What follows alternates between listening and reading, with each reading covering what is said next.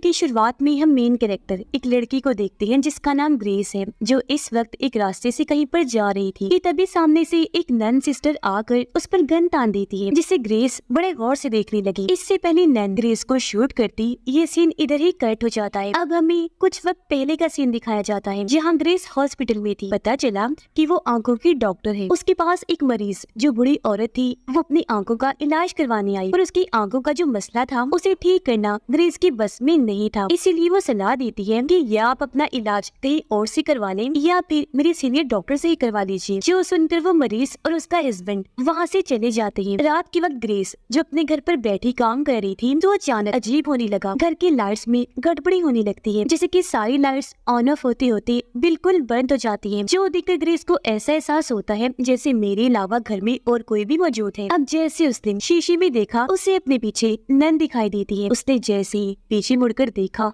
अगले ही पल वो गायब हो गई, जो देखकर ग्रेस काफी डर जाती है। अब तभी डिटेक्टिव पुलिस ऑफिसर का फोन आता है जो ग्रेस को कहते हैं कि मैं तुम्हें एक बहुत ही दुखी खबर सुनाने लगा हूँ। एक कॉन्वेंट में तुम्हारे भाई की लाश मिली है। कॉन्वेंट उस जगह को कहा जाता है जहाँ पर नन सिस्टर्स फादर्स रहती है। वो कहते हैं पर अभी तक ये चीज कंफर्म नहीं हुई कि उसने खुद अपनी जान ली या फिर उसे मारा गया है। अब ये खबर सुनकर ग्रेस एकदम टूट गई। वो दुखी हो जाती है पर वो ये समझ नहीं पाती कि आखिर मेरे भाई की लाश को कॉन्वेंट में कैसे लाया गया, उसकी मौत कहाँ कैसे हुई जो बाद में उसे वहाँ पर ले आए। वो अब सीधा डिटेक्टिव से मिलने गई जहाँ पर अभी उसके भाई की लाश को मेडिकली चेक किया जा रहा था। इसलिए तब तक डिटेक्टिव उसे कॉन्वेंट में ले गया जहाँ की बड़ी नन ग्रेस से मिलने आई और उसे एक हैरानकुन जानकारी देती है कि तुम्हारे भाई को एक शैतान ने अपने कंट्रोल में कर लिया था, जिसके काबू में आते ही उसने एक बड़े फादर को भी मार दिया, जिसके बाद तुम्हारे भाई ने उस शैतान को रोकने के लिए अपनी जान ले ली। और ये सब मैं इसलिए जानती हूँ क्योंकि हकीकत से जुड़े मुझे ख्याल आते हैं और ये सारी चीजें मैंने अपने ख्याल में ही देखी है। जो सुनकर ग्रेस काफी हैरान तो हुई पर इन बातों पर यकीन नहीं आ रहा था उसे। ये सारी चीजें उसके हिसाब से बेकार थी क्योंकि उसे गॉड या शैतान किसी पर भी यकीन नहीं था। जिसके बाद डिटेक्टिव उसे उसके भाई की लाश के पास लेकर आता है। वो लाश को देख ही रही थी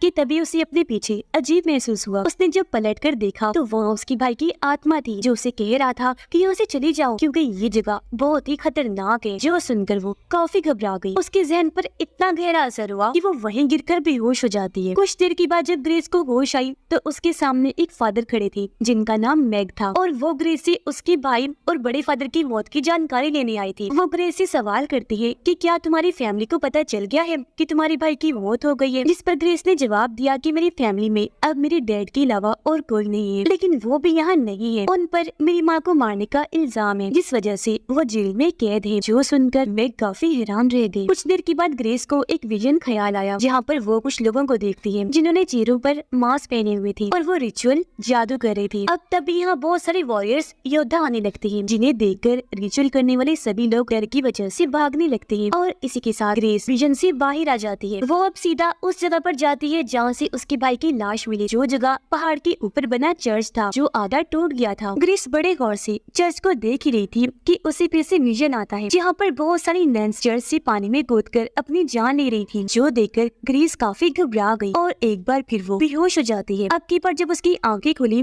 तो वो खुद को कॉन्वेंट में पाती है जहाँ पर बाकी नन्स ने उसे भी अपने जैसे नन्स वाले कपड़े पहना दिए थे। ग्रेस अब उठी और वहाँ से बाकी नन्स के पास आ जाती है। वो बड़ी नन को कहती है कि मरने से पहले मेरे भाई को काफी चोट लगी थी, क्या हुआ था उसके साथ। जो सुनकर बड़ी नन काफी हैरान रह गई। पूछती है कि तुम ये बात कैसे जानती हो जबकि मरने से पहले तो तुम्हारे भाई को किसी ने भी नहीं देखा था। अब उसकी इस बात का ग्रेस के पास भी कोई जवाब नहीं होता तो इस बात को टालकर वो वहीं बैठ जाती है। अब फादर मैग ग्रेस को उसी पहाड़ वाली चर्च के पास ले आते हैं और बताने लगे कि इन लोगों का मानना है कि यहाँ एक खतरनाक शैतान रहा करता था जिसने यहाँ की बहुत सारी नन्स की जान ले ली, पर ये बातें सिर्फ किताबों में ही लिखी है, हकीकत क्या है कोई भी नहीं जानता। ग्रेस वहाँ पड़े एक पत्थर को देखती है जिस पर एक क्रॉस के ऊपर सांप का निशान बना हुआ था। अब मैग उसे बताती है कि उस शैतान के अलावा नन्स के मरने का एक दूसरा तरीका भी है। अगर किसी नन से कोई गुनाह हो जाए जिसका उसे बहुत पछतावा हो रहा हो तो उस गुनाह को धोने के लिए वो इस चर्च से पानी में कूदकर अपनी जान ले लेती है। जो सुनकर ग्रेस की होश उड़ जाती है। थोड़ी देर बाद मैग उसे अपने साथ एक जगह पर लेकर गई जहाँ वो ग्रेस को उसके भाई से जुड़ी सारी चीजें दे देते हैं, यानी कि उसका सामान वगैरह, जिसमें एक डायरी भी थी जिसे खोलकर ग्रेस पढ़ना शुरू कर देती है। ये डायरी काफी अजीब जुबान में लिखी हुई थी लेकिन फिर भी ग्रेस किसी तरह उसे पढ़कर समझने की कोशिश करती है। डायरी से हमें पता चला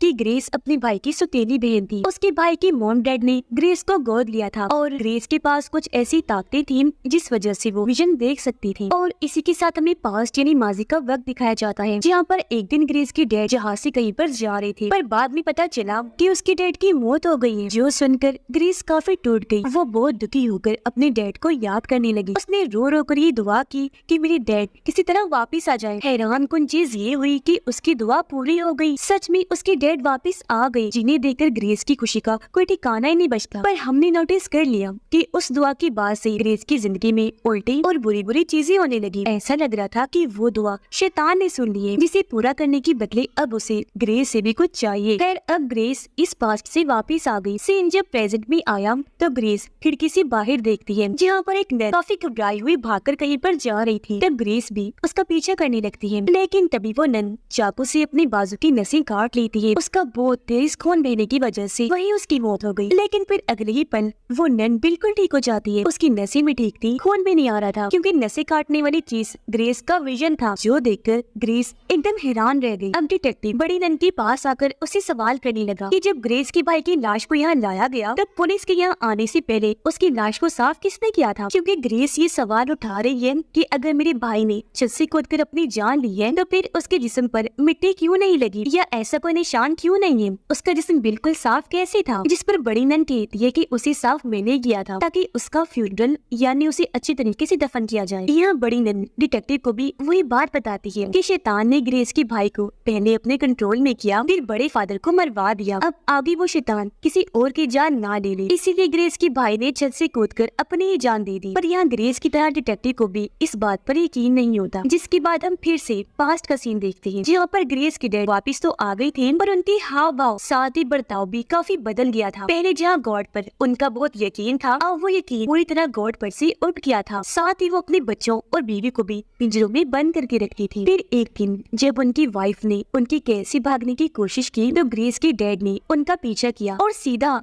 उनकी जान ही ले ली। घर आकर फिर उन्होंने अपने बच्चे को पकड़ लिया, क्योंकि वो उन्हें भी मारना चाहती थी। पर ठीक वक्त पर पुलिस वहाँ आई और उन्हें गिरफ्तार कर लेती है और तब अपनी वाइफ की मौत के जुर्म में उन्हें जेल में बंद कर दिया गया। जिसके बाद सीन वापस प्रेजेंट टाइम में आ जाता है, जहाँ पर ग्रेस मैग से मिलने आई। उसे बताती है कि हमारी मॉम के मरने और डैड के जेल में जाने के बाद मैं और मेरा भाई इस दुनिया में बिल्कुल अकेले रह गई थी। तब इस पहाड़ वाले चर्च ने हमें गोद लेने की कोशिश की, इसी वजह से मेरा भाई यहाँ आया होगा, वरना वो कभी नहीं आता। उसकी ये बात सुनकर मैग कहती है, पर मुझे तो बड़ी नन ने कुछ और ही बताया था। उसने कहा था कि तुम्हारा भाई पहाड़ वाली उस चर्च से एक खास किस्म की चीज लेने आया था, जिसका नाम रेलिक है। पर जब उस पहाड़ पर अर्थक्वेक यानी ज़लज़ला आया तो आधा चर्च टूटने की वजह से वो रेलिक पानी में गिर गया। कहा जाता है कि वो चीज शैतान को पोजेस्ड करने, अपने कंट्रोल में करने के लिए इस्तेमाल की जाती है, जिसका लोग गलत इस्तेमाल करना चाहते थे। अब हम फिर से पास्ट का सीन देखते हैं, जहाँ पर चर्च से एक फादर और नन ग्रेस और उसके भाई को गोद लेने आए थे। जब उन दोनों को फादर और नन के हवाले किया गया तो वो गाड़ी में बिठाकर उन्हें अपने साथ ले जाने लगे। पर रास्ते में फादर ने ग्रेस के भाई को गाड़ी से उतार दिया और सिर्फ ग्रेस को ही लेकर वो आगे बढ़ने लगे। अब रास्ते में फादर ग्रेस को भी पकड़ लेते हैं, क्योंकि वो उसको बेहोश करना चाहती थी। पर इस बीच सामने से आने वाले ट्रक पर उनका ध्यान ही नहीं गया। गाड़ी ट्रक से जोरदार टकराई और उनका काफी बुरा एक्सीडेंट हो जाता है। अब प्रेजेंट टाइम में ग्रेस उस खास चीज रेलिक के बारे में जानकारी इकट्ठा करने लगती है। वो इस वक्त कॉन्वेंट में थी, जहाँ तभी उसी बेसमेंट से अजीब तरह की आवाजें आने लगती है, इसलिए ये वहाँ चेक करने जाती है। वहाँ पड़े लकड़ी पर जैसे वो हाथ रखती है उसे फिर से विजन आने लगता है, जिसमें वो देखती है कि वो बड़े फादर जिसे ग्रेस के भाई ने मार दिया था, वो बड़ी नन और बाकी नर्स मिलकर उसके भाई को इस लकड़ी के नीचे दबाकर मारने की कोशिश कर रही है, क्योंकि लकड़ी के नीचे ताबूत है। वो ऐसा इसलिए कर रही थी ताकि उसके भाई से